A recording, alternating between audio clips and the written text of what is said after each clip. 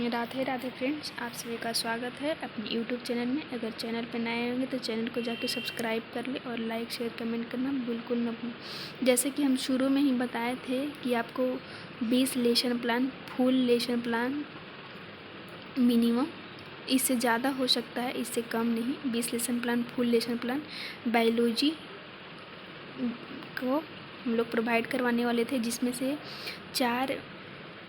चार lesson plan आपको provide करवा चुकी हूँ, शेयर आप लोग के साथ कर चुकी हूँ। अगर आप लोग नहीं देखे होंगे तो इसका लिंक डिस्क्रिप्शन बॉक्स में दिए हैं, आप लोग जाके देख सकते हैं। आज लेसन प्लान 5 है। इन केस अगर आपका जो आप फिजिकल साइंस या बायोलॉजिकल साइंस से नहीं है, फिर भी आपको ये लेसन प्लान बनाने में बहुत हेल्पफुल होगा, क्योंकि आपको इससे आइडिया लग जाएगा कि लेसन प्लान कैसे बनाना है।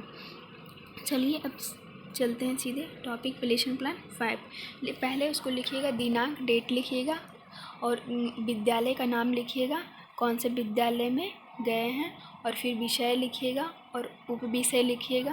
फिर उसके बाद कक्षा, कौन सी कक्षा में लिए हैं, और फिर सेशन क्या था और कितने मिनट का था और कौन सी क्लास था, यहाँ पे सब भरिएगा। और फिर वहाँ पे ये आपका टॉपिक क्या था, टॉपिक लिखिएगा। तो टॉपिक है यहाँ ब्लड। इसमें समान उद्देश्य में कम से कम 5 पॉइंट आपको लिखना है। तो समान उद्देश्य में क्या लिखना है? छात्रों में विज्ञान के प्रति रुचि उत्पन्न करना, छात्रों में तारक शक्ति का विकास करना, छात्रों में वैज्ञानिक दृष्टि का विकास करना, छात्रों में प्रयोग करके सीखने की आदत का विकास करना, छात्रों को विज्ञान की उपयोगी बताना। और विशिष्ट उद्देश्य में होता है संज्ञात्मक, यानी छात्रों को रक्त के बारे में अध्ययन कराना। और बोध्यात्मक मतलब होता है छात्रों को रक्त के भाग का अध्ययन करना। और क्रियात्मक मतलब होता है छात्र रक्त की रचनाओं के गुणों को दैनिक जीवन के सदुपयोगों का कर सके। और कौशल्यात्मक मतलब होता है कि छात्र रक्त क्या उपयोगी समझ सके। सहायक सामग्री में आपके पास चौक होना चाहिए, डस्टर होना चाहिए, संकेतक होना चाहिए, समस्त सामग्री होना चाहिए। चार्ट एक तैयार करके लेके जाइएगा, जो पढ़ाना है उससे ज़्यादा बेटर रहेगा। और शिक्षण विधि यानी प्रश्नोत्तरी विधि होता है, प्रश्न उत्तर विधि होता है और व्याख्या विधि होता है। और पूर्व ज्ञान, छात्र रक्त के बारे में समान जानकारी रखते हैं। और प्रस्तावना प्रश्न, छात्र और अध्यापक, पृथ्वी पर कौन कौन से जीव पाए जाते हैं? तो छात्र बोलेंगे पेड़ पौधे, जानवर, मनुष्य इत्यादि। मनुष्य को खरोंच लगाने पर या कटने पर कौन से रंग का तरल निकलता है? तो लाल रंग का। इस लाल रंग को किस नाम से जानते हैं? तो खून, यानी ब्लड के नाम से जानते हैं। खून को विज्ञान की भाषा में क्या कहते हैं? तो रक्त। रक्त किससे कहते हैं? तो मौन रहेंगे यहाँ पर बच्चे। उद्देश्य क्या है?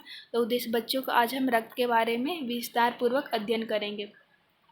यहाँ पे छात्र अध्यापिका कथन, यहाँ पे रक्त के बारे में आप डीपली बताइएगा कि रक्त क्या है, कैसे है। उसके बाद रक्त का प्रकार बताइएगा यहाँ पे कि रक्त का प्रकार कितने टाइप के होते हैं। उसके बाद उसके डिफिनेशन को सारा ये कीजिएगा। फिर बोध्य प्रश्न में अगर रक्त किस प्रकार का उत्तक है, और बोलेगा मनुष्य के रक्त के 2 मुख्य भाग कौन से हैं? आरबीसी का निर्माण शरीर में कहाँ होता है? और विकासात्मक प्रश्न होता है रक्त के कार्य बताएं। फिर उसके बाद छात्र और छात्र का कथन। उसके बाद श्यामपट्ट है, श्यामपट्ट पे आप कार्य करेंगे। रक्त का एक तरल संयोजी ऊतक है और हीमोग्लोबिन यानी आयरन प्रोटीन उससे मिलकर बना होता है। 2 भाग होते हैं रक्त कणिका और प्लाज्मा। रक्त कणिका में 3 भाग फिर आ जाएगा, WBC, RBC और प्लेटलेट्स। ये कुल रक्त कणिका का लगभग 90% पाया जाता है, यहाँ पे लिखिएगा। उसके बाद इधर लिखिएगा। फिर उसके बाद छात्र अध्यापिका आप बताइएगा कि श्वेत रक्त किसे कहते हैं। उसके बाद रेड ब्लड सेल, लाल रक्त किसे कहते हैं। फिर उसके बाद ये लिखिएगा। उसके बाद लिखिए बोध प्रश्न श्वेत रक्त का निर्माण कहाँ होता है? प्लाज्मा में रक्त का कितना % भाग पाया जाता है? 90% किसका विकास होता है? यहाँ पे इसके बाद श्यामपट्ट के बताइएगा, उसको बच्चे को समझाइएगा। वर्ण नहीं होता है। WBC इसका निर्माण प्लीहा स्प्लीन में होता है। एक घन मिलीमीटर में इसकी संख्या लगभग 25,000 करोड़ होती है। रक्त का 50 से 60% होता है। जल 90% होता है। कार्बनिक और अकार्बनिक 10% होता है। उसके बाद पुरातात्विक प्रश्न लिखेंगे। मनुष्य के रक्त के 2 मुख्य भाग कौन कौन से हैं? RBC का निर्माण शरीर में कहाँ होता है? प्लाज्मा में रक्त का विकार कितना % पाया जाता है? और रक्त कणिका कितना भाग होता है? गृह कार्य 2-3 देंगे, फिर यहाँ पे सुझाव लिखेंगे और फिर इसके नीचे अपना हस्ताक्षर और जहाँ पे गए थे वहाँ का सिग्नेचर।